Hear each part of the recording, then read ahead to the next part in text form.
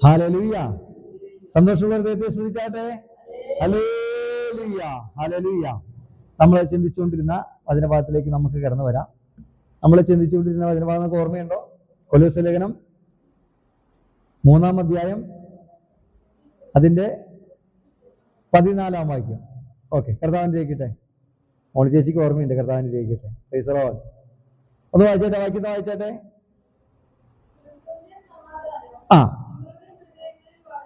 ക്രിസ്തുവിന്റെ സമാധാനം നിങ്ങളുടെ ഹൃദയങ്ങളിൽ വാഴട്ടെ. ആ ആ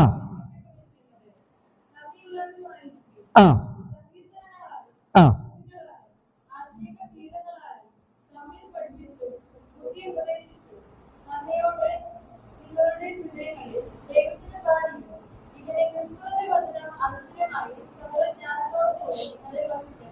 ഇപ്പൊ വായിച്ചതാണെന്നറിയാമോ? എഫേസ്യ ലേഖനമല്ലേ വായിച്ചേ? 3:14 ഒന്നുകൂടി വായിച്ചേ. 3:14.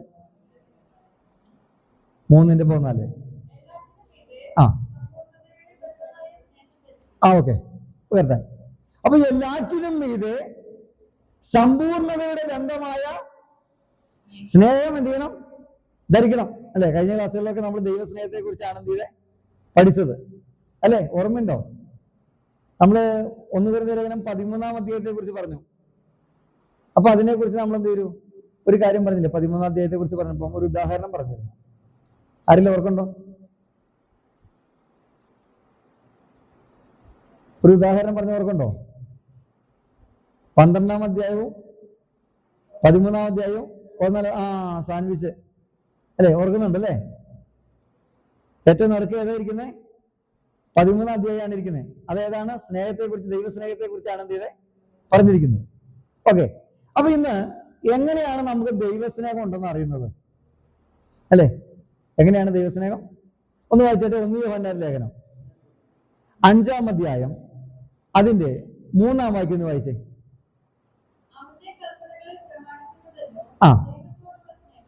അപ്പൊ ദൈവത്തോടുള്ള സ്നേഹം എന്ന് പറഞ്ഞാൽ എന്താണ്? ദൈവത്തിന്റെ കൽപ്പനകളെ പ്രമാണിക്കുന്നതാണ് ദൈവത്തോടുള്ള സ്നേഹം. അപ്പൊ ദൈവത്തോട് നമുക്ക് സ്നേഹം ഉണ്ടെന്ന് എങ്ങനെ അറിയാം? പറഞ്ഞേ. അവന്റെ കൽപ്പനകളെ നമ്മൾ പ്രമാണിക്കും അല്ലേ? നമ്മളിനി സ്നാനപ്പെടാൻ പോവുകയാണ്. ഞാൻ പ്രാർത്ഥിച്ചപ്പോൾ പിന്നീട് ദൈവം അങ്ങനെ ഒരു ആലോചന വന്നു. അപ്പൊ നമ്മള് കർത്താവിന്റെ വരവ് താമസിച്ചാൽ 9-ാം തീയതി ശനിയാഴ്ച നമുക്ക് സ്നാനം വെക്കാമെന്ന് ആഗ്രഹിക്കുന്നത്. അടുത്ത ആഴ്ചയല്ല, അതിന്റെ പിന്നത്തെ ആഴ്ച. തടസ്സം എന്തെങ്കിലും ഉണ്ടോ? സ്നാനം നടത്താൻ 9-ാം തീയതി ശനിയാഴ്ചയാണ്. ഞായറാഴ്ച ആകുമ്പോൾ എല്ലാവർക്കും വരാൻ പറ്റില്ല. അപ്പൊ അതുകൊണ്ട് ശനിയാഴ്ച സ്നാനം നമ്മൾ നടത്തുന്നു. ഞായറാഴ്ച നമ്മൾ എന്ത് ചെയ്യുന്നു? കത്രമേശ എന്ത് ചെയ്യുന്നു? സാധാരണ പോലെ 10-ാം തീയതി നമ്മൾ കത്രമേശ നടത്തും. മനസ്സിലായോ പറഞ്ഞത്? പോവാ. ഞങ്ങൾ ക്ലാസ് എടുത്ത് പറഞ്ഞിരുന്നു. ഓക്കെ, അപ്പം ദൈവത്തിന്റെ അല്ലെ സ്നാനം എന്ന് പറഞ്ഞ എന്താണ്? യേശുവിന്റെ അന്ത്യകൽപ്പനയാണ്. അപ്പൊ അതനുസരിക്കുമ്പോൾ നമ്മൾ എന്താണ്? ദൈവത്തോടുള്ള സ്നേഹം എന്താണ്? ഒന്നും കൂടെ പ്രകടിപ്പിക്കുകയാണ്. ഓക്കെ, അപ്പൊ ഇവിടെ പറഞ്ഞ ദൈവത്തിന്റെ കൽപ്പനകളെ പ്രമാണിക്കുന്നതല്ല ദൈവത്തോടുള്ള സ്നേഹം. അപ്പൊ നമ്മൾ എത്രത്തോളം ദൈവകൽപ്പന അനുസരിക്കുന്നുവോ അത്രത്തോളം നമുക്ക് ദൈവസ്നേഹം ഉണ്ടെന്നറിയും. അപ്പൊ ഏറ്റവും കൂടുതൽ കർത്താവിന്റെ സ്നേഹം കൊണ്ട് എന്ത് ചെയ്യും? പറഞ്ഞാട്ടെ, നമ്മൾ ഏറ്റവും കൂടുതൽ കർത്താവിന്റെ കൽപ്പനകൾ അനുസരിപ്പാൻ നമ്മൾ എന്ത് ചെയ്യും? വാഞ്ചിക്കും അല്ലെ? പക്ഷെ ഇന്ന് പലരും യേശുവിനോട് സ്നേഹം ഉണ്ടെന്ന് പറയുന്നുണ്ട്. പക്ഷെ യേശുവിന്റെ കൽപ്പനകളെ അനുസരിച്ച് നടക്കാത്തവരാ അല്ലെ? ഇപ്പൊ ക്രിസ്ത്യാനികൾ എന്ന് പറയുന്നവർ പോലും, ഇപ്പൊ കത്തോലിക്കരാകട്ടെ, യാക്കോബിറ്റരാകട്ടെ, അവരെന്ത് ചെയ്യുന്നില്ല? വിശ്വാസത്താലുള്ള രക്ഷ എന്ത് ചെയ്യുന്നില്ല? അംഗീകരിക്കുന്നില്ല. അവരിപ്പോഴും പെരുന്നാൾ നടത്തിയാലും മലകൾ കയറിയാലും തിരി കൊളുത്തിയാലും അല്ലെ മെഴുതിരി കത്തിച്ചാലൊക്കെ രക്ഷ കിട്ടും എന്ന് പറഞ്ഞുകൊണ്ട് നടക്കുക. പക്ഷെ ബൈബിൾ എന്താ പറയുന്നത്? വിശ്വാസത്താലുള്ള രക്ഷയെ കുറിച്ചാണ് പഠിപ്പിക്കുന്നത്. എഫേസ്യ ലേഖനം 2:8 എന്ന് പറയുന്നത് കൃപയാണല്ലോ വിശ്വാസം മൂലം നിങ്ങൾ രക്ഷിക്കപ്പെട്ടിരിക്കുന്നത്, അതിനും പ്രവർത്തികൾ കാരണമല്ല. അപ്പൊ പ്രവർത്തികൾ കൊണ്ടല്ല ഒരു മനുഷ്യൻ രക്ഷിക്കപ്പെട്ടിരിക്കുന്നത്.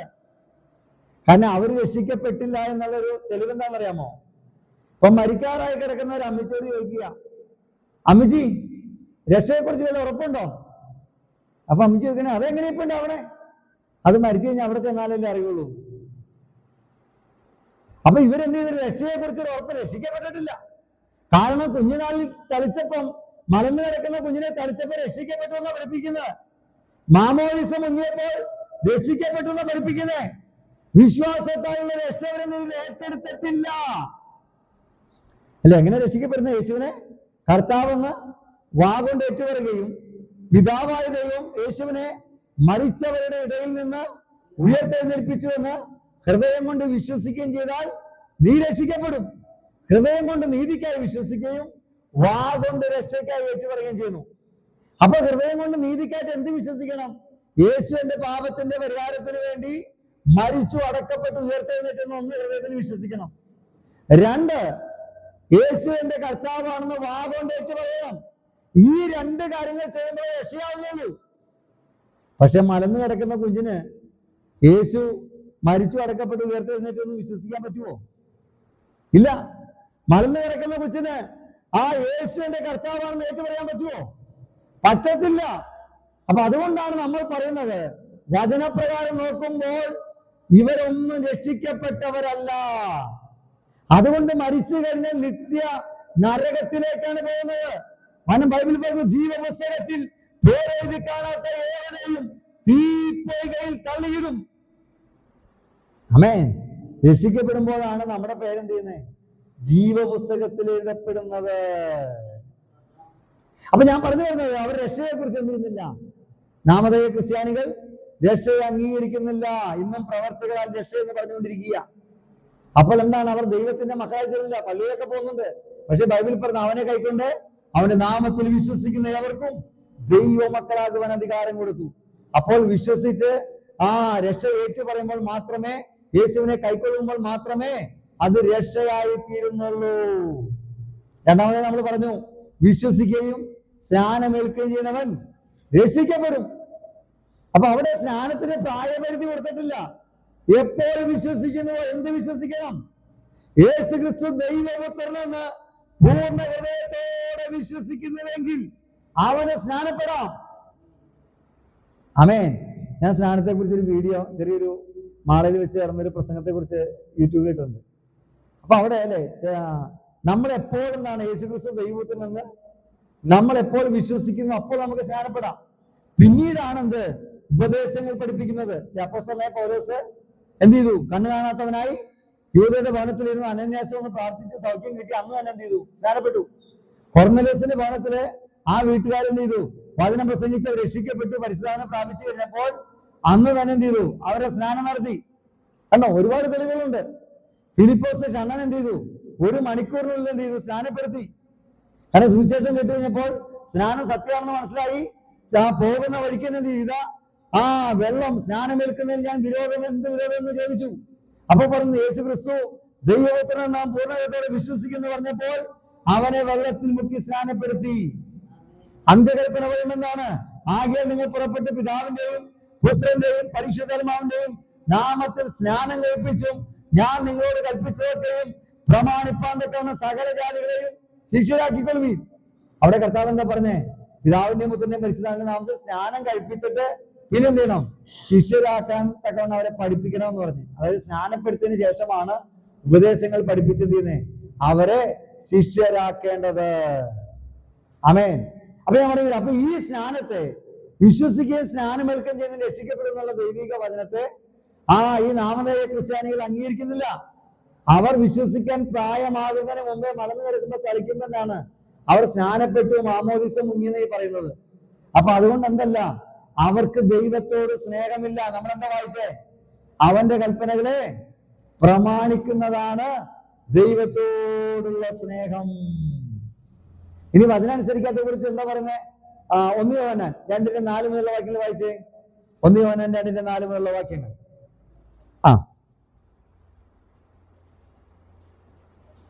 വായിച്ചാട്ടെ.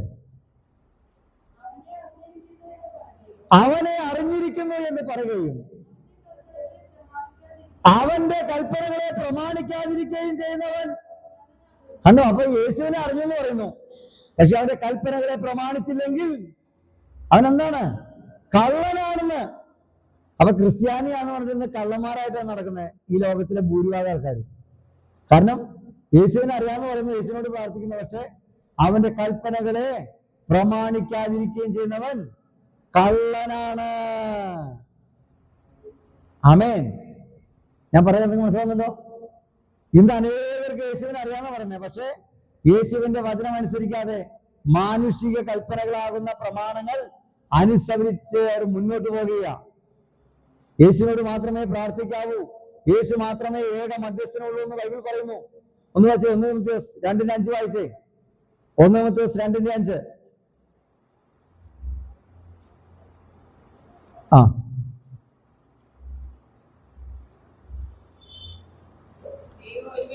ആ ആ ദൈവം ഒരുവനല്ലോ, ദൈവത്തിന് മനുഷ്യർക്കും ഇടയിൽ മധ്യസ്ഥനും ഒരുവൻ. ആ എല്ലാവർക്കും വേണ്ടി മറുവിലയായി തന്നെത്താൻ കൊടുത്ത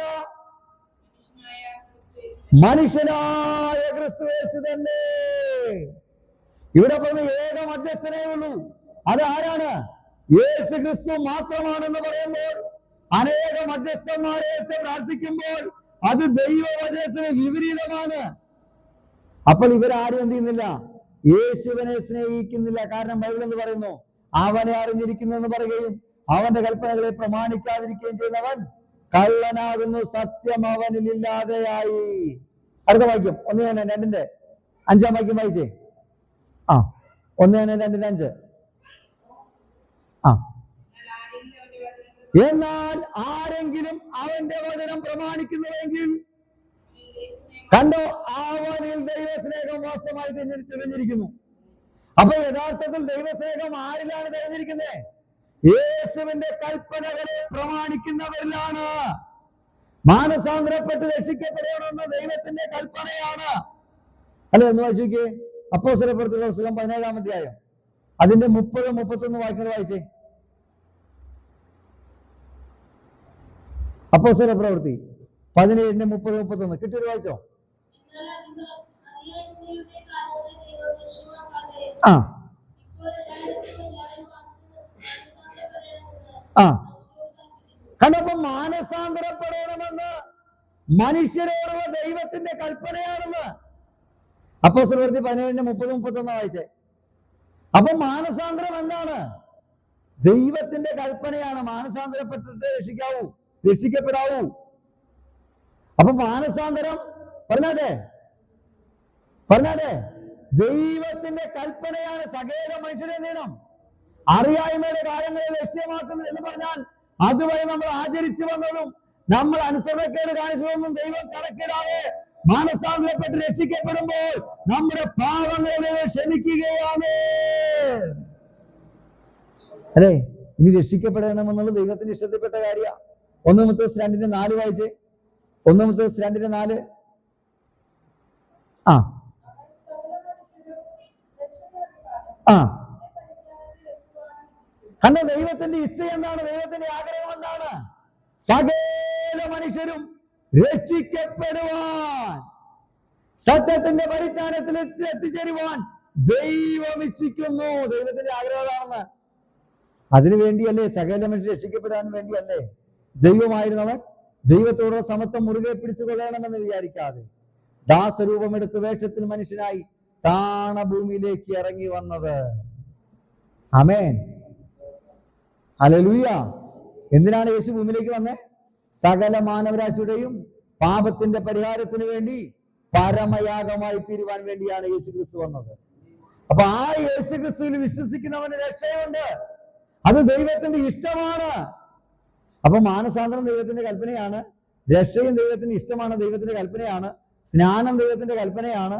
ഇങ്ങനെ ബൈബിളിലുള്ള ഓരോ വചനം നമ്മൾ എടുത്താലും എന്താണ്? ഇതൊക്കെ ദൈവത്തിന്റെ കൽപ്പനകളാണ്. അപ്പൊ ഇതനുസരിക്കാത്തവരിൽ എന്തില്ല? ദൈവസ്നേഹം ഇല്ലെന്ന് ഈ പറഞ്ഞു വന്നത്. അപ്പൊ യഥാർത്ഥത്തിൽ ദൈവത്തോടുള്ള ആഴമായ സ്നേഹം ആർക്കേ ഉള്ളൂ? പറഞ്ഞാട്ടെ, നമുക്ക് എന്ന് പറഞ്ഞാൽ ദൈവത്തിനനുസരിച്ച് രക്ഷിക്കപ്പെട്ട് സ്നാനപ്പെട്ട് പരിശുദ്ധാത്മാവിനെ പ്രാപിച്ച് വേർപാട് പാലിച്ച് വിശുദ്ധി പ്രാപിച്ച് ഉപദേശം കേട്ട് അമ്മയെ പ്രാർത്ഥിച്ച് അപ്പം നുറുക്കി അതേപോലെ കൂട്ടായ്മയെ ആചരിച്ച് അപ്പോസ്തലിക ഉപദേശങ്ങൾ അനുസരിക്കുന്ന നമുക്ക് ദൈവസ്നേഹമുള്ളൂ. കാരണം എന്താണ്? ദൈവം പറഞ്ഞ കൽപ്പനകള് നമ്മളാണ് അനുസരിക്കുന്നത്. ആമേൻ. അപ്പൊ നമ്മൾ ദൈവകൽപ്പന അനുസരിക്കുമ്പോൾ നമുക്ക് എന്താണ്? ദൈവസ്നേഹമുണ്ട് അല്ലെ? ആ വാക്യം ഒന്നുകൂടി വായിച്ച്, 5-ാം വാക്യം, 1 യോഹന്നാൻ 2:5. 1 യോഹന്നാൻ 2:5. എന്നാൽ ആരെങ്കിലും അവന്റെ വചനം പ്രമാണിക്കുന്നുവെങ്കിൽ കണ്ട അവനിൽ ദൈവസ്നേഹം വാസ്തവമായിട്ട് തികഞ്ഞിരിക്കുന്നു. അടുത്തത്,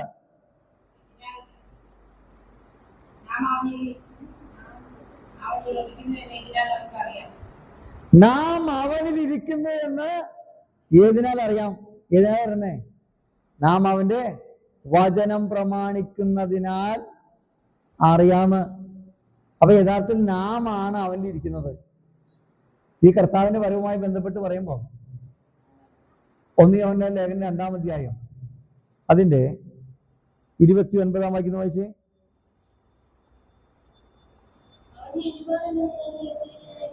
ഒരു 28-ാം വാക്യം 28. ഇനിയും കുഞ്ഞുങ്ങളെ, അവൻ പ്രത്യക്ഷനാകുമ്പോൾ നാം അവന്റെ സന്നിധിയിൽ ലജ്ജിച്ചു പോകാതെ അവന്റെ പ്രത്യക്ഷതയിൽ നമുക്ക് ധൈര്യമുണ്ടാകേണ്ടതിന് കണ്ടോ അവനിൽ വസിക്കണമെന്ന്. ഞാൻ പറഞ്ഞ കാര്യം നിങ്ങൾക്ക് മനസ്സിലാവുന്നുണ്ടോ? അവനിൽ വസിക്കുക എന്ന് പറഞ്ഞാൽ എന്താണല്ലേ? ഞാൻ കാലത്തൊരു ഉദാഹരണം കുഞ്ഞിനോട് ഞാൻ പറഞ്ഞിരുന്നു. നമ്മുടെ സ്വന്തം വീട്, ആ വീട്ടിൽ ആരെ വസിക്കുന്നത്? നമ്മളെ വസിക്കുന്നത് അല്ലേ?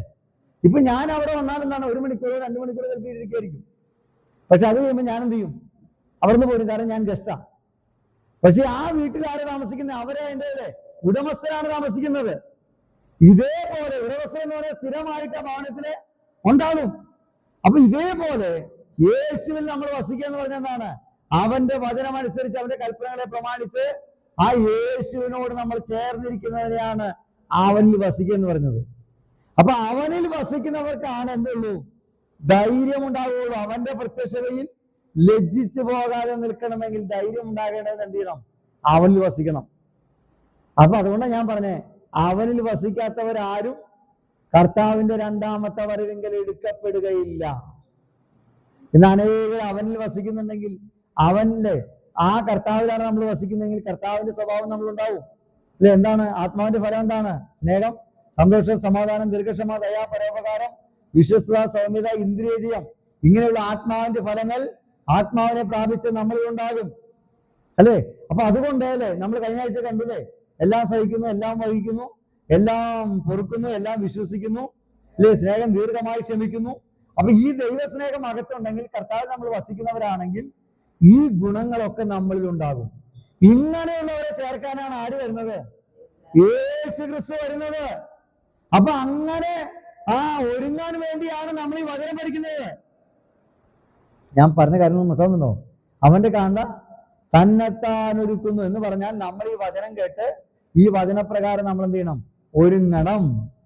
ദൈവസ്നേഹം കുറവാണെങ്കിൽ എന്ത് ചെയ്യണം? പ്രാർത്ഥിക്കണം. എന്ത് പ്രാർത്ഥിക്കണം? കർത്താവേ, ദൈവസ്നേഹത്തിന്റെ ആഴം ഞങ്ങളുടെ ഹൃദയങ്ങളിലേക്ക് നൽകി തരണമേ എന്ന് നമ്മൾ പ്രാർത്ഥിക്കണം. ആമേൻ. അങ്ങനെ പ്രാർത്ഥിച്ചു കഴിയുമ്പോൾ ദൈവസ്നേഹം നമ്മുടെ ഹൃദയത്തിലേക്ക് വരും. ആമേൻ. ഇനി മത്തായി സുവിശേഷം 22-ാം അധ്യായം അതിന്റെ 37 എന്നുള്ള വാക്കുകൾ വായിച്ചേ. 36 മുതൽ. മത്തായി സുവിശേഷം 22-ന്റെ 36 മുതൽ.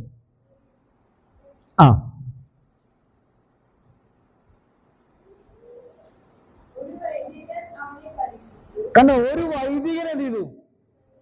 ഇന്നും വൈദികന്മാരെ പരീക്ഷിക്കണേ. കാരണം തെറ്റായിട്ടുള്ള ഉപദേശങ്ങൾ ഈ വൈദികരെ കൊടുക്കുന്നേ. വിശ്വാസ രക്ഷയെ കുറിച്ച് ബൈബിൾ പറഞ്ഞിരിക്കുമ്പോൾ അതിനെ തെറ്റായി പഠിപ്പിക്കുക. വിശ്വസിക്കേണ്ട, പ്രവൃത്തിയിലൂടെ കൂദാശ ചൊല്ലിയാൽ മതി, കുർബാന ചൊല്ലിയാൽ മതി, മരണശേഷം പ്രാർത്ഥന ചൊല്ലിയാൽ സ്വർഗത്തിൽ എത്തിക്കാമെന്നൊക്കെ പറഞ്ഞ് തെറ്റായിട്ട് പഠിപ്പിക്കുന്ന ആരാണ്? ഈ വൈദികന്മാരാ. ഇത് മറക്കരുത് കേട്ടോ. ഒരാള് പുറപ്പാട് പുസ്തകം 20-ാം അധ്യായം അതിന്റെ 2-3 വാക്യങ്ങൾ വേറെ ആള് വായിച്ചാട്ടെ. പുറപ്പാട് പുസ്തകം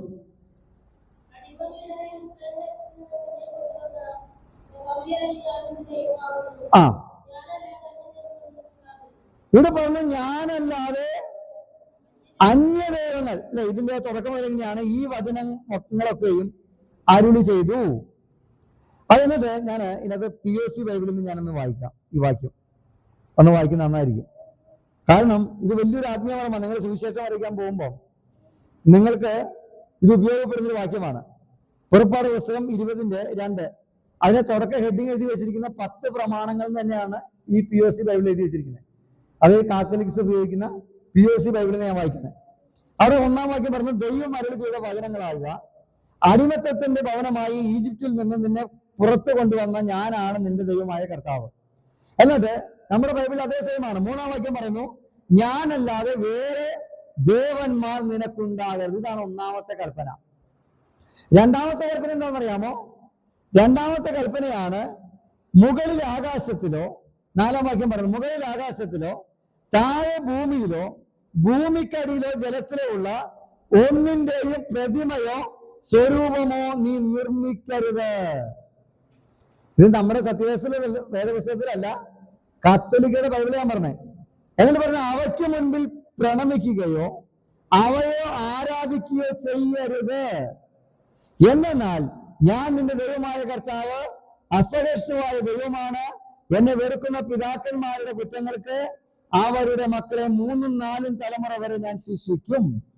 6-ാം വാക്യം, എന്നാൽ എന്നെ സ്നേഹിക്കുകയും എന്റെ കൽപ്പനകൾ പാലിക്കുകയും ചെയ്യുന്നവരോട് 1000 തലമുറകൾ വരെ ഞാൻ കരുണ കാണിക്കും. ഈ കത്തോലിക്ക സഭ എന്താണെന്ന് അറിയാമോ? ഈ 2-ാമത്തെ കൽപ്പനയെ മാറ്റി വെച്ചേക്കുക. അവിടുന്ന് പഠിപ്പിക്കുന്നില്ല.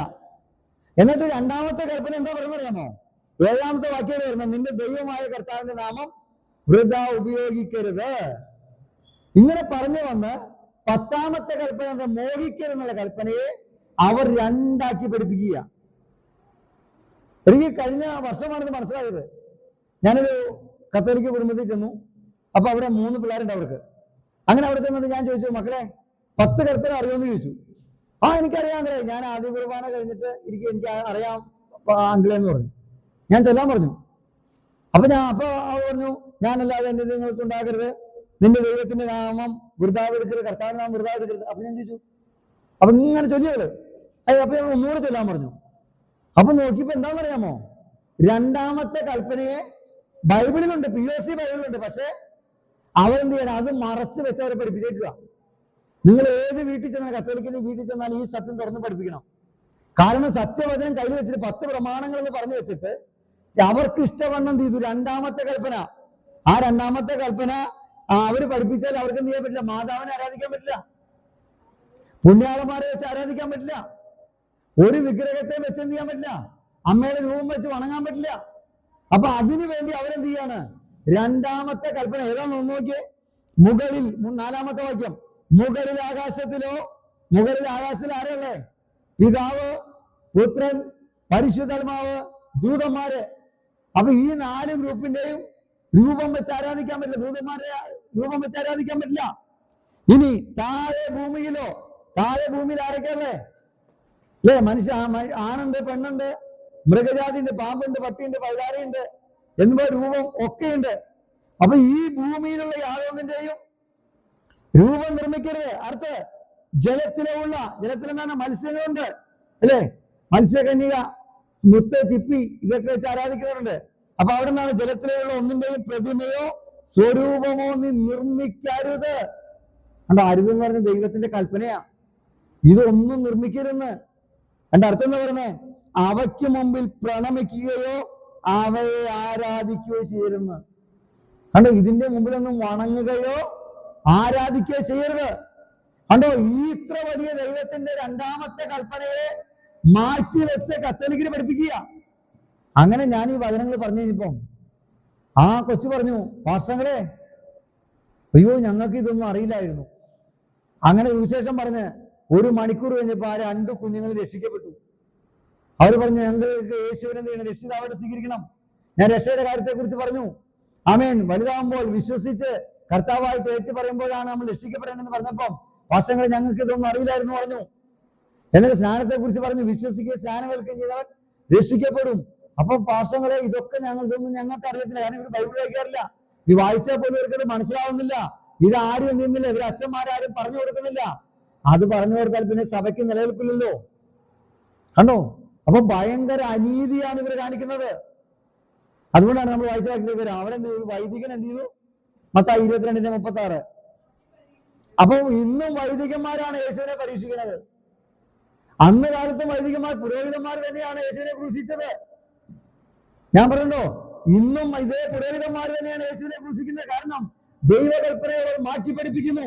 അവ ചുതാർത്ത് ആ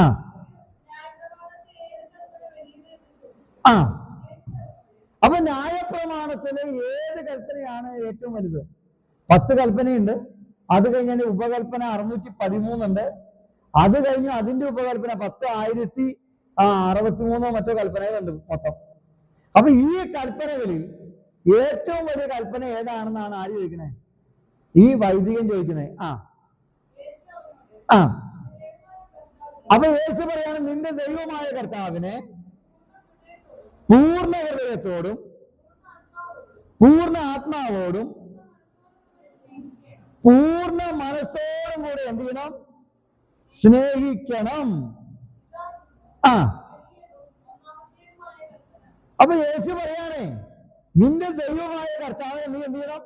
1 പൂർണ്ണ ഹൃദയത്തോടെ, 2 പൂർണ്ണ ആത്മാവോടെ, 3 പൂർണ്ണ മനസ്സോടെ എന്ത് ചെയ്യണം? സ്നേഹിക്കണം. ഇന്ന് പെന്തക്കോസ്ത് സഭകളിൽ പോലും പറഞ്ഞ് പഠിപ്പിക്കാൻ എന്താ പറയുമോ? പൂർണ്ണ ശക്തിയോടെ ആരാധിക്ക്, അല്ലെ? പൂർണ്ണ ബലത്തോടെ ആരാധിക്ക്. അങ്ങനെ ഒരു വചനം ഞാൻ ബൈബിളിൽ കണ്ടിട്ടില്ല. നിങ്ങൾ ഞാൻ കണ്ടിട്ട് എനിക്കൊന്ന് കാണിച്ചു തരണം കേട്ടോ. ഞാനിത് പുതിയ നിയമം പല പ്രാവശ്യം വായിച്ചിട്ടുണ്ട്, ബൈബിൾ മൊത്തം വായിച്ചിട്ടുണ്ട്, പുതിയ നിയമം പല പ്രാവശ്യം വായിച്ചിട്ടുണ്ട്. പക്ഷെ ഞാനൊന്നും എന്ത് കണ്ടിട്ടില്ല? പൂർണ്ണ ശക്തിയോടെ, പൂർണ്ണ ബലത്തോടെ, പൂർണ്ണ മനസ്സോടെ ആരാധിക്കണം എന്നൊരു വാക്യം കണ്ടിട്ടില്ല. അങ്ങനെയാണെങ്കിൽ ഇതെന്താ പറയുക? അങ്ങനെ പറയാൻ കാരണം അറിയാമോ? അതാണ് ഈ എളുപ്പ. ആരാധിക്കുക എന്ന് പറഞ്ഞാൽ ആരാധനയ്ക്ക് വേണ്ടി ദൈവസന്നിധി വരുമ്പോൾ മാത്രം ചെയ്താൽ മതിയല്ലോ. പക്ഷെ സ്നേഹിക്കുക എന്ന് പറഞ്ഞാൽ എന്ത് ചെയ്യണം? നിരന്തരം ചെയ്യേണ്ട കാര്യമാണ്. അപ്പൊ ഇതിനെ അങ്ങോട്ട് മാറ്റി ഇപ്പൊ വെച്ച് കഴിഞ്ഞാൽ, ആരാധന എന്നാക്കി കഴിഞ്ഞാൽ, ഞായറാഴ്ച ആരാധനാലയത്തിലേക്ക് വരുമ്പോൾ മാത്രം കൈ ഉയർത്തിയിട്ട് എന്ത് ചെയ്താൽ മതി? ആരാധിച്ച മതിയല്ലോ, പൂർണ്ണ ഹൃദയം മതിയല്ലോ. പക്ഷെ യേശു എന്നാ പഠിപ്പിച്ചത്? നിന്റെ ദൈവമായ കർത്താവിനെ നീ പൂർണ്ണ ഹൃദയത്തോടും പൂർണ്ണ ആത്മാവോടും പൂർണ്ണ മനസ്സോടും കൂടെ സ്നേഹിക്കണം. എല്ലാത്തിലും പൂർണ്ണതയാണ് ദൈവം ആഗ്രഹിക്കുന്നത്. ഞാൻ പറഞ്ഞ മനസ്സിലാകുന്നുണ്ടോ? ഇനി അടുത്തത്, ഇതാകുന്നു വലിയതും ഒന്നാമത്തേതുമായ കൽപ്പന. രണ്ടാമത്തേത് അതിനോട് സമം. 39-ാം വാക്യം വായിച്ചേ. കണ്ടോ? കൂട്ടുകാരനെ നിന്നെ പോലെ സ്നേഹിക്കണം.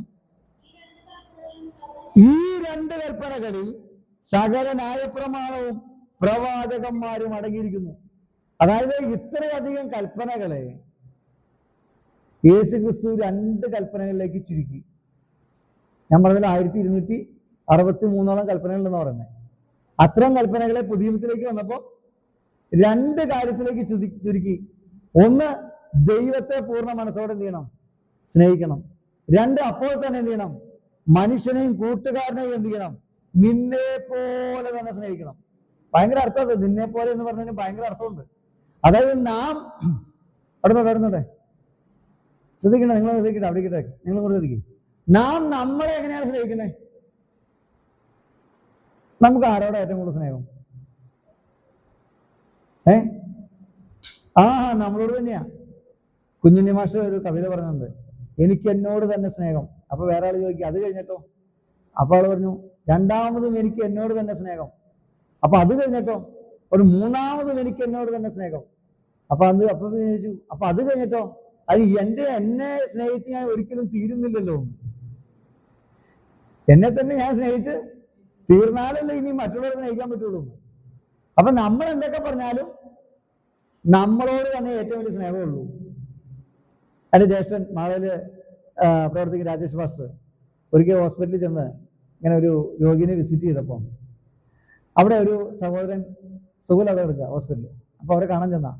അപ്പൊ അദ്ദേഹത്തിന്റെ ഭാര്യ അവിടെ ഉണ്ട്. അപ്പൊ ആ ഭാര്യയോട് ചോദിച്ചു, നിങ്ങളുടെ ഹസ്ബൻഡിന് അത്യാസന്ന നിലയിലായി, ബ്ലഡ് ഒരുപാട് പോയി, അങ്ങനെ 5 കുപ്പി ബ്ലഡ് വേണം.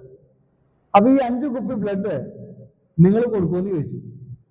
ഭർത്താവിന് വേണ്ടി കൊടുക്കുമെന്ന് ചോദിച്ചു, ഭാര്യയോട് ചോദിച്ചു. അപ്പൊ ഭാര്യ പറഞ്ഞു, എന്റെ ജീവൻ നിലനിർത്തിയിട്ട് ഞാൻ എന്ത് കൊടുക്കുള്ളൂ? പറഞ്ഞാട്ടെ, ആ ബ്രെഡ് കൊടുക്കുള്ളൂ. ഇത്രേ ഉള്ളൂ മാനുഷ്യ സ്നേഹം. പക്ഷെ കർത്താവ് നമ്മളെ എങ്ങനെ സ്നേഹിച്ചേ? അവസാനത്തുള്ളി രക്തം വരെ നമുക്ക് വേണ്ടി ഊറ്റി തന്നാണ് സ്നേഹിച്ചത്. അതാണ് ഏറ്റവും വലിയ സ്നേഹം എന്ന് പറയുന്നത്. അതുപോലെ നമ്മൾ സ്നേഹിക്കണമെന്ന് ദൈവത്തിന്റെ വചനം പഠിപ്പിക്കുന്നേ അല്ലേ? 1 യോഹന്നാൻ 3:16 എന്ന് വെച്ച് 3:16. 1 യോഹന്നാൻ 3:16, 15ഉം 16ഉം വായിക്കണം.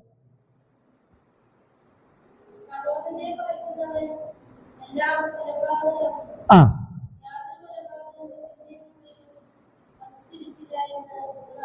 അടുത്തത്, അവൻ നമുക്ക് വേണ്ടി തന്റെ പ്രാണനെ വെച്ചു കൊടുത്തതിനാൽ നാം സ്നേഹമെന്ന് പറഞ്ഞു. യഥാർത്ഥ സ്നേഹം എന്താ? ആ ജീവൻ വെച്ച് കൊടുക്കുന്നതാണ് യഥാർത്ഥമായ സ്നേഹം. ഞാൻ പറഞ്ഞ കാര്യം മനസ്സിലുണ്ടോ അല്ലേ? പലർക്കും ഗവൺമെന്റ് അനുമതി കൊടുത്തിട്ടുണ്ട്. തങ്ങളുടെ ജീവൻ പോലും നോക്കാതെ വെള്ളത്തിൽ മുങ്ങി മരിക്കുന്നവരൊക്കെ രക്ഷിച്ചതിന് എന്ത് ചെയ്തിട്ടുണ്ട്? കാരണം അവരുടെ ജീവൻ പോലും അപകടത്തിലാകാൻ സാധ്യതയില്ല. എന്നിട്ട് പോലും എന്ത് ചെയ്തു?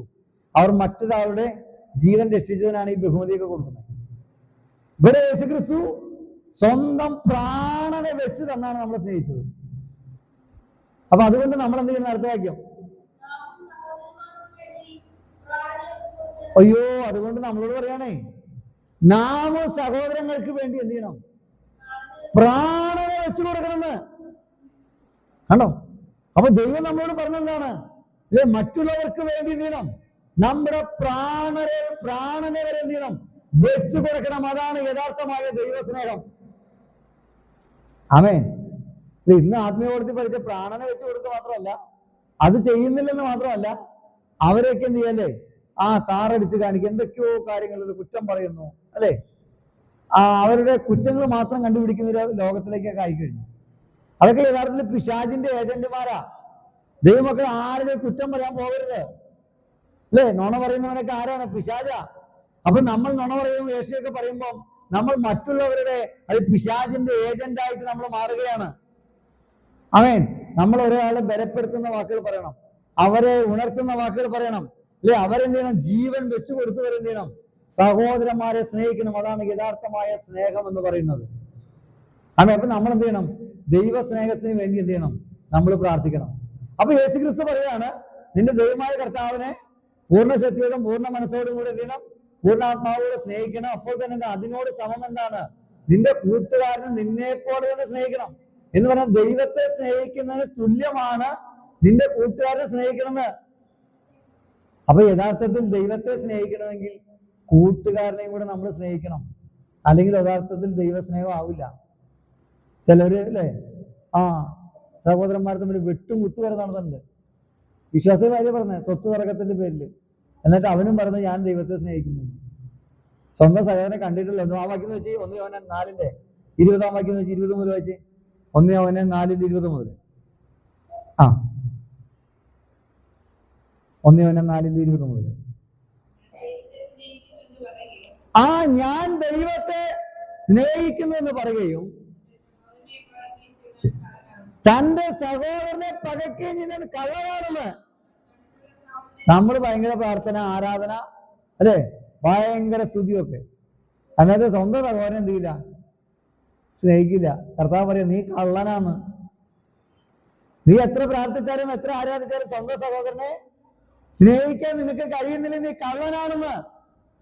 അപ്പൊ പിന്നെ ആ സ്നേഹം കൊണ്ട് വല്ല പ്രയോജനമുണ്ടോ? കപട സ്നേഹമാണ്. അടുത്തത് അധികം ചെയ്യാം. താൻ കണ്ടിട്ടുള്ള സഹോദരനെ സ്നേഹിക്കാത്തവന് കണ്ടിട്ടില്ലാത്ത ദൈവത്തെ സ്നേഹിപ്പാൻ കഴിയുന്നതല്ല. കണ്ടിട്ടുള്ള അമ്മയെ സ്നേഹിപ്പാൻ കഴിയാത്തവന്, കണ്ടിട്ടുള്ള അപ്പനെ സ്നേഹിപ്പാൻ കഴിയാത്തവന്, കണ്ടിട്ടുള്ള ഭർത്താവിനെ സ്നേഹിപ്പാൻ കഴിയാത്തവർക്ക്, കണ്ടിട്ടുള്ള ഭാര്യയെ സ്നേഹിപ്പാൻ കഴിയാത്തവന്, കണ്ടിട്ടുള്ള മക്കളെ സ്നേഹിപ്പാൻ കഴിയാത്തവന്, കണ്ടിട്ടുള്ള സ്നേഹിതന്മാരെ സ്നേഹിപ്പാൻ കഴിയാത്തവന്, കണ്ടിട്ടുള്ള കൂട്ടു ദൈവദാസന്മാരെ സ്നേഹിപ്പാൻ കഴിയാത്തവന് കാണാത്ത ദൈവത്തെ സ്നേഹിപ്പാൻ കഴിയുന്നതല്ല. ആമേൻ. ഇതൊക്കെയാണ് നമ്മൾ ആദ്യം അനുസരിക്കേണ്ടത്. ഇതിപ്പോ എല്ലാവരും കേട്ടുകൊണ്ടിരിക്കുകയാണല്ലോ. ആമേൻ. പലയിടത്തും കേട്ടുകൊണ്ടിരിക്കുക. പലർക്കും അത് പ്രയോജനം ചെയ്യും. ആമേൻ. എല്ലാവരും വിചാരിച്ചേക്കണേ അവൻ എല്ലാവരും തല്ലിപ്പിരിഞ്ഞിരുന്നിട്ട് സ്വത്രം ഗ്ലോറിയും പറഞ്ഞ് ദൈവം പ്രസാദിക്കുന്ന ഒരിക്കലുമില്ല. ഇത് നമ്മൾ നേരത്തെ വായിച്ചു 3:15 വെച്ച് 1:3:15 നേരത്തെ വായിക്കും. അവരാരാണെന്ന് പറയുന്നത്? സഹോദരനെ പകയ്ക്കുന്നവനെല്ലാം കൊലപാതകനാകുന്നു. കണ്ടോ, യാതൊരു കൊലപാതകനും നിത്യജീവൻ ഉള്ളിൽ വസിച്ചിരിപ്പില്ലെന്ന്. കണ്ടോ, സഹോദരനെ നമ്മൾ വെറുത്താൽ, സഹോദരനെ പകച്ചാൽ നമ്മൾ ആരാണ്? കൊലപാതകന്മാരാണെന്ന്. നിയമത്തിലേക്ക് വരുമ്പോ കൽപ്പനയെ ഒത്തിരി കൂടി എന്ത് ചെയ്തു? ടൈറ്റ് ചെയ്തു യേശു കർത്താവ്. പഴയ നിയമത്തില് സഹോദരനെ നേരിട്ട് വെട്ടിക്കൊന്നാൽ മാത്രമേ കൊലപാതകമായിരുന്നുള്ളൂ. പുതിയ നിയമത്തിലേക്ക് വരുമ്പോ വഴക്കുണ്ടാക്കി പക വെച്ചുകൊണ്ടിരുന്നാൽ അവൻ കൊലപാതകനാണെന്നാ പുതിയ നിയമത്തിൽ യേശു പറയുന്നത്. പഴയ നിയമത്തിൽ കൃപ കൊടുത്തിരുന്നില്ല, അതുകൊണ്ട് അനുസരിക്കാൻ പറ്റിയില്ല. പുതിയ നിയമത്തിൽ കൽപ്പനയെ ഒന്നുകൂടി ടൈറ്റ് ചെയ്താലും ആ കൽപ്പനയോടുകൂടി സ്ട്രോങ് ആക്കിയാലും അതനുസരിപ്പാനുള്ള ദൈവകൃപ കർത്താവ് നമുക്ക് തന്നിട്ടുണ്ട്. കാരണം യേശുക്രിസ്തു കൃപയും സത്യവും നിറഞ്ഞവനായിട്ട് നമ്മുടെ ഇടയിൽ പ്രാർത്ഥിച്ചു. അപ്പൊ നമ്മൾ ദൈവത്തിന്റെ സന്നിധിയിൽ കർത്താവേ എനിക്ക് എല്ലാവരും സ്നേഹിക്കാൻ കഴിയുന്നില്ല, എനിക്ക് കൃപ തരണമേ എന്ന് പറഞ്ഞ് നമ്മൾ ദൈവത്തിൽ പ്രാർത്ഥിച്ചാൽ ദൈവം നമുക്ക് എന്ത് വരും? കൃപ തരും, കൃപ തരും, കൃപ തരും. അപ്പൊ നമുക്ക് ആരെങ്കിലും പിണക്കമോ വിദ്വേഷമോ പകയുണ്ടെങ്കിൽ നമ്മൾ ഇന്ന് തൊട്ട് എന്ത് ചെയ്യണം? കർത്താവേ അത് ക്ഷമിപ്പാൻ കൃപ നൽകണം, അവരോട് ക്ഷമ ചോദിപ്പാൻ കൃപ നൽകണം എന്ന് എന്ത് ചെയ്യണം? ദൈവത്തിൽ എന്ത് ചെയ്യണം? നമ്മൾ പ്രാർത്ഥിക്കണം. ഓക്കെ, യോഹന്നാന്റെ 1:4-18-19 വായിച്ചു അല്ലെ? 20 വായിച്ചു. 21 വായിച്ചേ.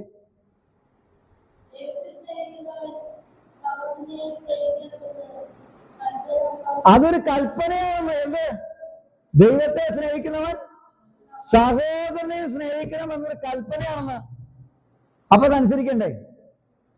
അവന്റെ കൽപ്പനകളെ പ്രമാണിക്കുന്നതല്ല ദൈവത്തോടെ സ്നേഹം. അപ്പൊ അനുസരിക്കണ്ടേ? അനുസരിക്കണ്ടേ മക്കളെ? അപ്പൊ സ്കൂളിൽ പോയിട്ട് ആരോടും എന്ത് ചെയ്യരുത്? തല്ലുകൂടരുത്, വഴക്കൂടിയിരിക്കരുത് അല്ലെ? തല്ലുകൂടിയാലും എന്ത് സംസാരിച്ചാലും വൈകിട്ട് നമ്മളേക്ക് എന്ത് ചെയ്യണം? പോരുമ്പോഴേക്ക് എന്ത് ചെയ്യണം? പറഞ്ഞു തീർത്തിട്ട് വേണം എന്ത് ചെയ്യാൻ?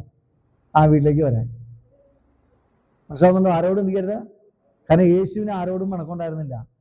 യേശു എല്ലാവരെയും സ്നേഹിച്ചു, എല്ലാം ക്ഷമിച്ചു, എല്ലാം വഹിച്ചു. അതുകൊണ്ട് നമ്മളും എന്ത് ചെയ്യണം? അതിന്റെ ആ മാതൃകയാണ് നമ്മൾ പിൻപറ്റേണ്ടത്. ഞാൻ പറഞ്ഞ മനസ്സിലാവുന്നുണ്ടോ? അപ്പം അവനൊരു കൽപ്പന നമുക്ക് ലഭിച്ചിരിക്കുന്നു. അടുത്ത താഴ്ത്തിക്ക് വെച്ചേ. താഴ്ത്തിക്ക് വെച്ചാട്ടെ. മതി. സഹോദരനെ സ്നേഹിക്കണമെന്നതാണ് കൽപ്പന നമുക്ക് ലഭിച്ചിരിക്കുകയാണ്. ഇനി ഒന്ന് വായിച്ചേ.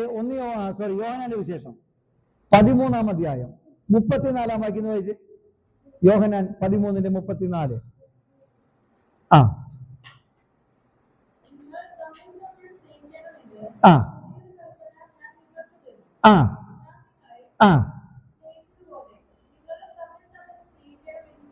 അവർക്ക് ഒരു പുതിയ കൽപ്പന തരിക. എങ്ങനെയാണ്? ഞാൻ നിങ്ങളെ സ്നേഹിച്ചതുപോലെ നിങ്ങൾ തമ്മിൽ തമ്മിൽ സ്നേഹിക്കണമെന്ന്. യേശുവിന്റെ സ്നേഹം നോക്കിയേ. ആ യൂദ കൂട്ടത്തിലുള്ള ശിഷ്യനാ. അവൻ പണസഞ്ചിയിൽ നിന്ന് കാശ് എടുക്കുന്നൊക്കെ യേശുവിനെ അറിയായിരുന്നു. എന്നിട്ട് പിന്നെ എന്ത് ചെയ്തു? പുള്ളിനെ അത് തന്നെ ഏൽപ്പിച്ചു എന്നുള്ളതാ. നമ്മളാണെങ്കിൽ പിന്നെ അത് വെക്കൂ? ആ പൊസിഷൻ പിന്നെ കൊടുക്കും നമ്മള്? ഇല്ല. കർത്താവ് നമ്മുടെ അനേക ആയിരം പാപങ്ങൾ ക്ഷമിച്ചാണ് നമ്മൾ എന്ത് ചെയ്തത്? രക്ഷിച്ചെടുത്തത്. നിങ്ങൾക്ക് മനസ്സിലാവുന്നുണ്ടോ? എന്ന് പറഞ്ഞാൽ നമ്മൾ ചെയ്ത സകല പാപവും എന്ത് ചെയ്തു? യേശു ക്രിസ്തു നമുക്ക് വേണ്ടി ക്ഷമിച്ചു തന്നു. നമ്മൾ നല്ലവരായിട്ടൊന്നുമല്ല.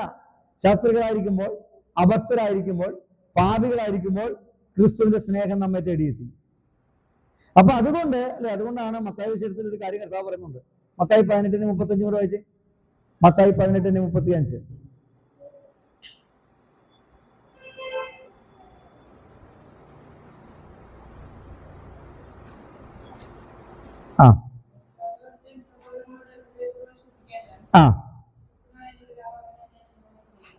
കണ്ടോ, നിങ്ങൾ ഓരോരുത്തൻ സഹോദരനോട് ഹൃദയപൂർവ്വം ക്ഷമിക്കാഞ്ഞാൽ സ്വർഗസ്ഥനായ എന്റെ പിതാവ് നിങ്ങളോട് എങ്ങനെ ചെയ്യുന്നു? പറഞ്ഞാട്ടെ. അങ്ങനെ തന്നെ ചെയ്യുന്നു. അങ്ങനെ എന്ന് പറഞ്ഞാൽ നമ്മൾ എങ്ങനെ ക്ഷമിക്കുമോ അങ്ങനെ തന്നെ എന്ത് ചെയ്യുള്ളൂ? നമ്മളോട് ചെയ്യുള്ളൂ. ആമേൻ. ഇവിടെ നമുക്കറിയാം 10,000 താലന്ത് കടപ്പെട്ട ഒരുവൻ അത് വീട്ടുവാൻ വകയില്ലാതെ അവന്റെ യജമാന്റെ അടുക്കലേക്ക് ചെല്ലുക. നിവർത്തിയില്ലാന്ന് പറഞ്ഞു. അവൻ കരഞ്ഞ് കാറി അപേക്ഷിച്ച് കഴിഞ്ഞപ്പോൾ യജമാൻ എന്ത് ചെയ്തു? ഈ 10,000 താലന്ത് എന്ത് ചെയ്തു? വിളച്ചു കൊടുത്തു. അങ്ങനെ ഈ പുള്ളി അവിടെ നിന്ന് ഇങ്ങോട്ട് തിരിച്ചു വരുമ്പം ഇവന് 100 വെള്ളിക്കാശ് കൊടുക്കാതെ ഒരു കൂട്ടുകാരൻ വരിക. മറ്റത് ഒരു കണക്ക് ഞാൻ പറയുന്നത്, അതൊരു 1 കോടി രൂപയാണ് മറ്റവൻ എന്ത് ചെയ്ത് ഇളച്ച് കിട്ടിയത്. അപ്പോഴാണ് ഇവിടെ എന്ത് ചെയ്ത് 1000 രൂപ വേണ്ടി നിന്ന് മേടിച്ചു കൊടുത്ത് കൂട്ടുകാരൻ വരിക. ഇവൻ വന്നപ്പോ എന്തെന്ന് അറിയാമോ? അവന്റെ കൊങ്ങയ്ക്ക് പിടിച്ച് വെക്കുന്നതിന്റെ 100 വെള്ളിക്കാശ് എന്ത് ചെയ്യണം? തരണം എന്നുണ്ട്. കൊങ്ങയ്ക്ക് പിടിച്ച് വെക്കുന്നത്. ഇവൻ എത്ര ക്ഷമിക്കപ്പെട്ട വരണേ? 10,000 തന്നെ 1 കോടി രൂപ ക്ഷമിച്ചിട്ട് ഇളച്ച് കിട്ടിയിട്ട് ഇങ്ങോട്ട് വരിക. അപ്പോഴാണ് ഈ പുള്ളി എന്ത് ചെയ്യുന്നത്? 100 വെള്ളിക്കാശ് അല്ലെങ്കിൽ 1000 രൂപ കടമ്പെട്ട് വന്നപ്പോ കുത്തിന് പിടിച്ചെനിക്ക് കാശ് തരാമെന്ന് പറഞ്ഞു. എങ്ങനെയുണ്ട്? ഇതേപോലെ നമ്മളും നമ്മുടെ അനേകാര് ലക്ഷക്കണക്കിന് പാപം ക്ഷമിച്ചു തന്നിട്ടാണ് കർത്താവ് എന്ത് ചെയ്തേ? നമ്മളെ രക്ഷയെ കൊണ്ടുവന്നത്. പക്ഷെ നമുക്ക് ഒരു വ്യക്തിയോട് ഒരു തെറ്റ് ചെയ്ത് നമുക്ക് ക്ഷമിക്കാൻ പറ്റില്ല. ഏതായാലും നമ്മൾ അവന്റെ കൊങ്ങയ്ക്ക് പിടിച്ചേക്ക്. ഇതേ കർത്താവ് പറഞ്ഞു വെച്ചത്. ഒരു തെറ്റ് ഒരാൾ ചെയ്യുമ്പോൾ നമുക്ക് അവനോട് ക്ഷമിക്കാൻ പറ്റില്ല. പക്ഷെ അനേക ആയിരക്കണക്കിന് പാപങ്ങൾ ആരും ക്ഷമിച്ചു തന്നിട്ടാ നമ്മൾ ഇങ്ങനെ ഇരിക്കുന്നേ? യേശു ക്ഷമിച്ചു തന്നിട്ടാ. എന്നിട്ടാണ് കർത്താവ് എന്ത് പറഞ്ഞു വെച്ചത്? 35-ാം വാക്യത്തിൽ പറഞ്ഞു, നിങ്ങൾ ഓരോരുത്തരും സഹോദരനോട് ഹൃദയപൂർവ്വം ക്ഷമിക്കാഞ്ഞാൽ സ്വർഗസ്വനായ എന്റെ പിതാവ് അങ്ങനെ തന്നെ നിങ്ങളോട് ചെയ്യും എന്ന് പറഞ്ഞാൽ യേശു ക്ഷമിക്കില്ലെന്ന്. യേശു നമ്മുടെ തെറ്റ് ക്ഷമിച്ചില്ലെങ്കിൽ നിത്യ നരകമാണ് നമ്മളെ കാത്തിരിക്കുന്നത്. ഇത് സീരിയസ് ആയിട്ട് എടുക്കേണ്ട കാര്യമാണ്. ഇന്ന് പിശാചി ആത്മീയ കോളത്തിലേക്ക് വെറുപ്പും വിദ്വേഷവും പകവും പിണക്കവും ഒക്കെ കൊണ്ടുവന്നേക്കുക. ഞാൻ അവനെ കാണിച്ചു കൊടുക്കാന്നൊക്കെ പറയുന്നത്. അയ്യോ, പോയില്ലേ? ആത്മീയമൊക്കെ എവിടെ പോയി? സകല ക്രൂശിമേ കിടന്നപ്പോ പോലും ആണി അടിച്ച പടയാളികളെ നോക്കിയിട്ട്, കൈ കുത്തി തിളച്ച പടയാളികളെ നോക്കിയിട്ട് യേശു പറഞ്ഞു, ഇവർ ചെയ്യുന്നത് എന്തെന്നറിയായിക കൊണ്ട് ഇവരോട് ക്ഷമിക്കണമേ എന്ന്. ആ യേശുവിന്റെ ശിഷ്യന്മാരല്ലേ നമ്മള്? അപ്പൊ ഇന്നോട്ട് എല്ലാവരോടും ക്ഷമിക്കണ്ടേ? ക്ഷമിച്ചാൽ അനുഗ്രഹം നമുക്കാ. ഇല്ലെങ്കിൽ പിശാച് നമ്മളെ പിടിമുറുക്കും. നമ്മുടെ എല്ലാം പിശാച് ബ്ലോക്ക് ചെയ്യും. നമ്മൾ ക്ഷമിച്ചാൽ നമ്മൾ എന്താണ് ചെയ്യും? വിതച്ചതേ കഴിയൂ. നമ്മൾ ക്ഷമിച്ചില്ലെങ്കിൽ ദൈവം ക്ഷമിക്കില്ല. അപ്പൊ എന്തുണ്ടാകും? നമ്മുടെ അനുഗ്രഹങ്ങളൊക്കെ പിശാച് തടയും. ആത്മീയമായിട്ട് നമുക്ക് മുന്നേറാൻ കഴിയത്തില്ല. ആത്മീയമായിട്ട് വളരാൻ കഴിയത്തില്ല. നല്ല ഉപവസിച്ച് പ്രാർത്ഥിക്കുമ്പോൾ, കൃപയ്ക്ക് വേണ്ടി പ്രാർത്ഥിക്കുമ്പോൾ ഇങ്ങനെയുള്ള കാര്യങ്ങളൊക്കെ വിട്ടൊഴിഞ്ഞിട്ട് വേണം ദൈവകൃപയ്ക്ക് വേണ്ടി നമ്മൾ പ്രാർത്ഥിക്കാം. അപ്പോഴേ കൃപ കിട്ടുള്ളൂ. ഇത് പഴയ തുരുത്തിയും വെക്കും വേണം, പുതിയ വീഞ്ഞും വേണം. നമ്മൾ പറഞ്ഞേ തുരുത്തി പഴയതും വേണം, വീഞ്ഞെന്ത് വേണം? ബൈബിൾ എന്താ പറഞ്ഞേ? പഴയ തുരുത്തിയിൽ പുതിയ വീഞ്ഞ് പകരുമാറില്ല. പകർന്നാൽ എന്തുണ്ടാവും? തുരുത്തി പൊളിയുകയും ചെയ്യും, വീഞ്ഞും പോവും. അപ്പൊ അതിനകത്ത് വീഞ്ഞ് വെച്ച് വല്ല പ്രയോജനമുണ്ടോ? ഉള്ള തുരുത്തിയും പൊളിയും, ഒഴിച്ച വീഞ്ഞും എന്ത് ചെയ്യും? പോകും. അപ്പൊ അതുകൊണ്ട് വിടേണ്ടതിനെ വിട്ടാലേ പ്രാപിക്കേണ്ടതിനെ പ്രാപിക്കാൻ കഴിയുള്ളൂ. അപ്പൊ ദൈവവചനത്തിന്റെ അടിസ്ഥാനത്തിൽ എന്ത് ചെയ്യണം? നമ്മളെല്ലാവരോടും ഹൃദയപൂർവ്വം ക്ഷമിക്കണം. സഹോദരനോട് ഹൃദയപൂർവ്വം ക്ഷമിക്കാഞ്ഞാൽ സ്വർഗസ്ഥനായ എന്റെ പിതാവും അങ്ങനെ തന്നെ എന്ന് പറഞ്ഞാൽ നമ്മളോട് ക്ഷമിക്കത്തില്ല. അല്ലെങ്കിൽ നമ്മൾ ബന്ധിക്കപ്പെട്ടവരായിട്ട് ഇരിക്കേണ്ടി വരും. അതുകൊണ്ടാണ് കൃപയിൽ ശക്തിപ്പെടാൻ കഴിയാത്ത, പ്രാർത്ഥനയിൽ മുന്നേറാൻ കഴിയാത്ത, ആ യഥാർത്ഥമായി ആത്മീകമായി വളരാൻ കഴിയാത്തതിന്റെ കാരണം അമേൻ മറ്റുള്ളവരോട് പിണക്കവും വിദ്വേഷമൊക്കെ വെച്ചുകൊണ്ടിരിക്കുക. അമേൻ. അപ്പൊ യഥാർത്ഥമായ ദൈവസ്നേഹം നമ്മുടെ അകത്തേക്ക് ഒഴുകിക്കഴിഞ്ഞാൽ നമ്മൾ എല്ലാവരോടും എന്ത് ചെയ്യും? കറക്റ്റ് ചെയ്യും. എല്ലാവരോടും രമ്യതപ്പെടും. ആമേൻ. എന്നാൽ മാത്രമേ സ്വർഗത്തിൽ പോക്ക് നടക്കുള്ളൂ. അതവിടെ പറഞ്ഞു വെച്ചത്. ഇനി യോഹന്നാന്റെ വിശേഷം എടുത്ത്. യോഹന്നാന്റെ സുവിശേഷം 20-ാം അധ്യായം അതിന്റെ 1-ാം വാക്യം വായിച്ചേ.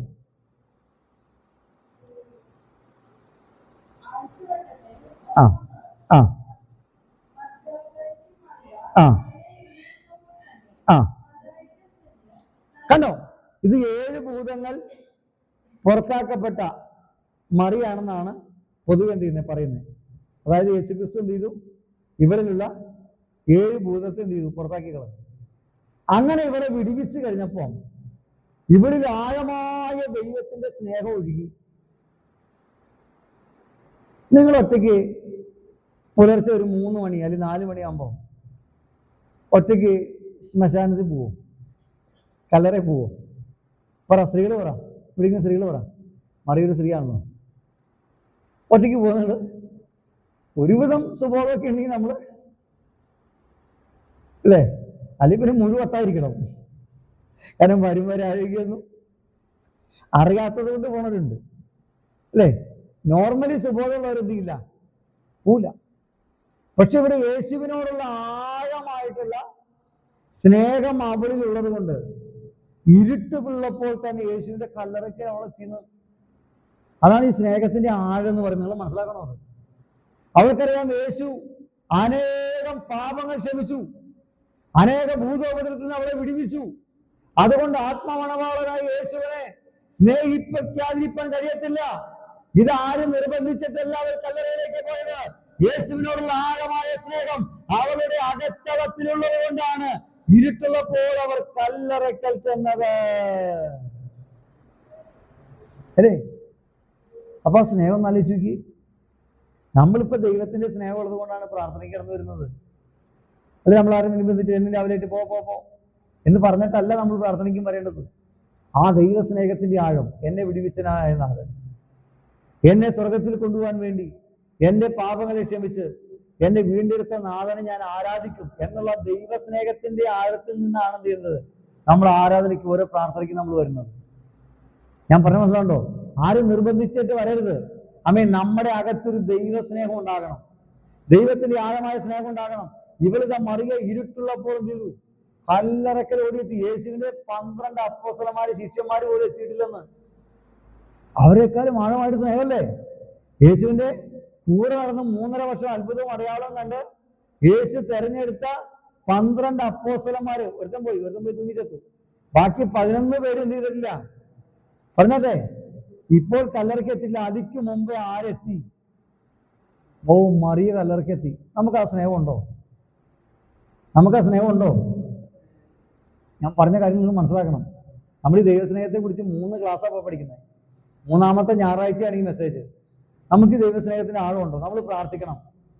ആരെന്ത് പറഞ്ഞാലും എൻ്റെ യേശുവിനെ വിട്ടൊരു കാര്യമില്ല, അതാണ് എനിക്ക് വലുത്. അമേൻ അല്ലേ. ഏത് കാര്യത്തിന് പോവാണെങ്കിലും എന്ത് ചെയ്യണം? ആരാധന കഴിഞ്ഞിട്ട് നമ്മൾ പോകാവൂ. എന്ത് കാര്യത്തിന് നിങ്ങൾ പൊക്കോ, ദൈവപ്രകാരമുള്ള ഏത് കാര്യത്തിന് വേണ്ടി പോവാം. ഒരു കല്യാണത്തിന് പോകണം, ഓക്കെ, ആരാധന കഴിഞ്ഞിട്ട് പൊക്കോ.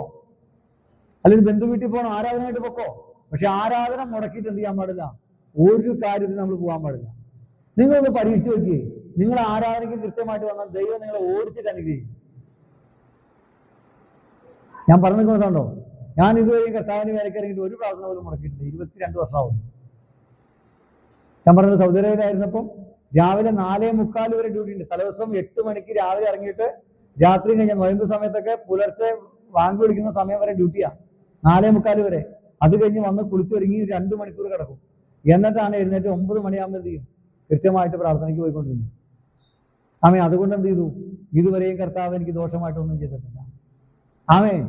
ഇതുവരെയും കർത്താവ് എനിക്ക് വേണ്ടി നന്മയെ ചെയ്തിട്ടുള്ളൂ. നമ്മൾ കർത്താവ് പറഞ്ഞു, എന്നെ മാനിക്കുന്നവനെ ഞാൻ മാനിക്കും, എന്നെ നിന്ദിക്കുന്നവർ നിന്ദിതരായിത്തീരും. അപ്പൊ കർത്താവിനുള്ള ആഴമായ സ്നേഹം നമുക്കുണ്ടാകണം. അതുകൊണ്ടാണ് ആദ്യമേ അപ്പോസ്തല സഭയില് അവർ ദിനം പ്രതി എന്ത് ചെയ്തു? ദേവാലയത്തിൽ കിടന്നു വന്നാ. ഒന്ന് ആലോചിക്ക്, ആ ദൈവസ്നേഹത്തിന് ആഴം കണ്ടോ? അവര് പ്രാർത്ഥന അല്ല, ഈ ജോലി കഴിഞ്ഞു കഴിഞ്ഞാൽ ഓടി എവിടെ വരും? ദേവാലയത്തിലേക്ക് വരിക. ദൈവസ്നേഹത്തിന്റെ ആഴം അത്. ആഴ്ചയിൽ ഒരു പ്രാവശ്യമല്ല, ഡെയിലി എന്ത് ചെയ്തു? അവർ ആലയത്തിലേക്ക് വന്നു. നിങ്ങൾ കഴിയുന്നവരും നമുക്ക് ശനിയാഴ്ച പ്രാർത്ഥന മുടങ്ങിയായിരുന്നു. നമുക്ക് തുടങ്ങണം. അത് ശനിയാഴ്ച വൈകിട്ട് അല്ലേ, ഇവിടെ എഴുതി വെച്ചിട്ടുണ്ടായിരുന്നു അല്ലേ, 5:30 തൊട്ട് 6:30 വരെ നമ്മൾ എന്ത് ചെയ്യണം? ആ പ്രാർത്ഥന മധ്യസ്ഥ പ്രാർത്ഥനയാണ്. അതായത് ദേശത്തിന് വേണ്ടി നമ്മൾ പ്രാർത്ഥിക്കുമ്പോൾ സഭയ്ക്ക് വേണ്ടി, ദേശത്തിന് വേണ്ടിയുള്ള പ്രാർത്ഥനയാണ്. കഴിയുന്നവര് കുടുംബകലം ഉണ്ടാകുന്നുള്ളവർ വരണ്ട കേട്ടോ. വീട്ടിലെ പ്രശ്നം ഉണ്ടാകുന്നുള്ളവർ ആരും വരരുത്. കാരണം വീട്ടിലൊരു പ്രശ്നം ഉണ്ടാക്കിയിട്ട് എന്ത് ചെയ്യരുത്. ഈ ഇടപ്രാർത്ഥനയുടെ കാര്യം പറഞ്ഞു. ഞായറാഴ്ച എന്നാ കലവെന്ന് പറഞ്ഞാലും നമ്മൾ എന്ത് ചെയ്യണ്ട? ആ പ്രാർത്ഥന മുടക്കരുത്. മറ്റേ സന്ധിക്കായതുകൊണ്ടാണ് ഞാൻ പറഞ്ഞത്. സന്ധിക്കായതുകൊണ്ടാണ് ഞാൻ പറഞ്ഞത്. ഇനി വരാൻ കഴിയുമെന്നെങ്കിൽ എന്ത് ചെയ്യണം? നിശ്ചയമായിട്ട് എന്ത് ചെയ്യണം? വരണം. കാരണം നമ്മൾ മറ്റുള്ളവർക്ക് വേണ്ടി പ്രാർത്ഥിക്കുമ്പോൾ യോബ് തന്റെ സ്നേഹിതന്മാർക്ക് വേണ്ടി, യോബിന്റെ പുസ്തകത്തെ 42:10 വായിച്ചേ. യോബ് 42:10.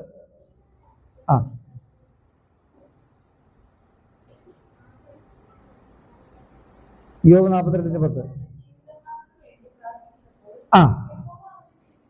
കാരണം ഇയ്യോബ് തന്റെ സ്നേഹിതന്മാർക്ക് വേണ്ടി പ്രാർത്ഥിച്ചപ്പോഴേ ദൈവം ഇയ്യോബിന്റെ സ്ഥിതിക്ക് മാറ്റം വരുത്തിയെന്ന്. അപ്പൊ നമ്മൾ മറ്റുള്ളവർക്ക് വേണ്ടി പ്രാർത്ഥിച്ചാൽ പറഞ്ഞാട്ടെ ദൈവം നമ്മുടെ സ്ഥിതിക്ക് മാറ്റം വരുത്തും. ഇത് പലർക്കും അറിയാത്തതുകൊണ്ടാ. നമ്മൾ മറ്റുള്ളവർക്ക് വേണ്ടി ഇടി നിൽക്കാൻ സമയങ്ങളെ വേർതിരിച്ചാൽ മനസ്സിലാവുന്നുണ്ടോ? നിശ്ചയമായിട്ടും നമ്മുടെ കുടുംബത്തിന്റെ കാര്യത്തിന് വേണ്ടി ദൈവം സഹായിക്കും. അതിൽ ഒരു തർക്കമില്ല. കാരണം എൻ്റെ അമ്മ 5 വർഷം ജോലി ഉപേക്ഷിച്ച് എൻ്റെ അമ്മയുടെ അപ്പനെ അമ്മയെ നോക്കിയതാ. അവർക്ക് 4 സഹോദരന്മാരുണ്ട്. അവരാരും നോക്കാതിരുന്നപ്പോൾ എന്ത് ചെയ്തു? എൻ്റെ അമ്മ ലീവ് എടുത്ത് എൻ്റെ അപ്പനെ അമ്മേനെ നോക്കിയതാ. അമ്മയുടെ അപ്പനെ അമ്മയും, അപ്പച്ചൻ്റെ അപ്പനെ അമ്മേനല്ല, അമ്മയുടെ അപ്പനെ അമ്മേനെ.